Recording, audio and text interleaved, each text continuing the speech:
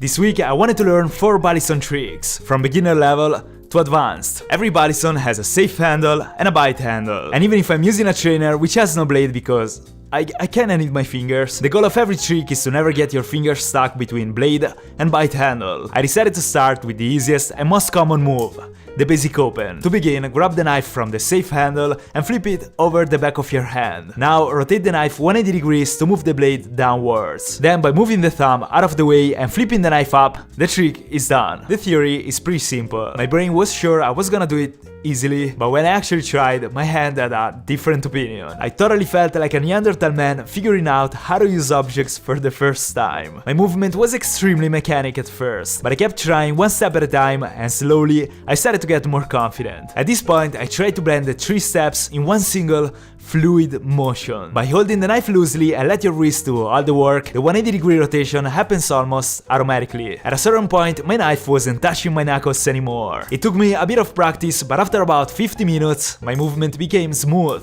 and fast, and the 3 steps became 2 circular movements. This trick works also backward. Once you open the knife by repeating the same motion, you can easily close it. And the sound it makes when you close it is really beautiful. The second trick is called Y2K, and it's fundamental to learn the last trick of the list. And it basically consists in spinning the knife around your thumb. If you saw my pen spinning video, the Y2K is basically the sharp version of the thumb around. This time, grab the knife from the bite handle, holding it between index finger and thumb. By pulling the index finger inwards and bending the wrist, we should make the knife spin around the thumb. At this point, release the index finger and let the knife spin until you can catch the safe handle with the other finger. Then, move your thumb away and bring the knife back up. So, spin around your thumb, catch with the other fingers and flip the balisong back up. And as expected, when I first started practicing, I simply kept throwing the knife far away from me in many different weird directions. I really had a hard time figuring out the right power to use for the first move. It was always not enough or too much. So I've been forced to practice on my bed for about 20 minutes. At first I couldn't see improvements, but then suddenly it clicked. If you use your arm and not just your wrist, it gets way easier. This is with the wrist and this is with the arm too. I kept practicing until the movement was more fluid and I started getting good results. Then I kept trying to make my movement faster and smoother, and in the end I was pretty happy with my Y2K. You can also perform this trick vertically if you like it. You simply need to change the angle of the rotation around the thumb. The next move is called Zen Rollover, and it's similar to the Y2K but harder, and it's necessary to achieve the last trick. This time, instead of grabbing the knife from the bite handle, we hold the safe handle with index finger and thumb. And because of that, after spinning the balisong around the thumb, the sharp side of the blade will fly against your hand. To avoid that, you need to perform another move, the wrist pass. The theory is pretty simple. Hold the bite handle and flip the knife over your hand. And when you flip it back, the blade will fly towards your fingers. So you need to turn your palm upside down and point your wrist downwards. This movement will transfer the momentum and make the other handle come at your hand instead of the blade. But at first, when I started trying the wrist pass, I really couldn't get it right. Then I realized that to perform this move correctly, you simply need to hold the bite handle with the last 3 fingers. That's it. As soon as I applied this tip, I could finally get a good wrist pass, and after a while, I got faster. Butterfly knives are illegal in Italy, by the way. Imagine my neighbors see me practice like this all the day. Anyways, by simply combining wrist pass and Y2K, you'll be able to get the Zen Rollover. The last trick is called Helix, and it's absolutely beautiful. I tried intuitively for a while, but I couldn't do much. I'm sorry, I can't hear this sweet sound anymore.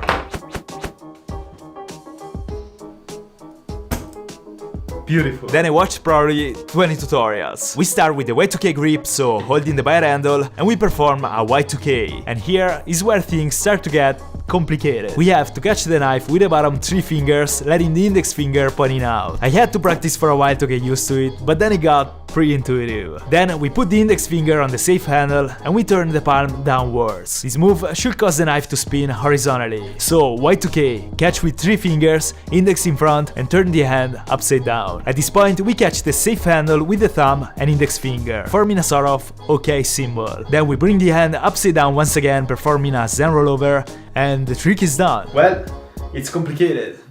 But practice is the only way to make complicated things become easy. So I started practicing step by step. I threw myself into it, not caring too much about the technique, but with the only goal of keeping the knife in the air. I failed for an entire hour, but after that I was completing the trick in some way. Even if my movement was extremely mechanic, at least right now I was finishing all the steps. And this was enough to make me extremely excited. The goal now was to get it cleaner, faster, and blend the 4 steps together. I kept trying over and over for hours, and slowly I was kinda getting better at it. In this type of skills, it is extremely easy to see the progress you get through practice. And the more I was getting better, the more I was excited to try again. Don't get me wrong, I kept failing consistently, but it was all worth it for the single time I was getting it right. And even if this trick seemed literally impossible, in the end I was pretty happy with the result. Yeah! This was nice!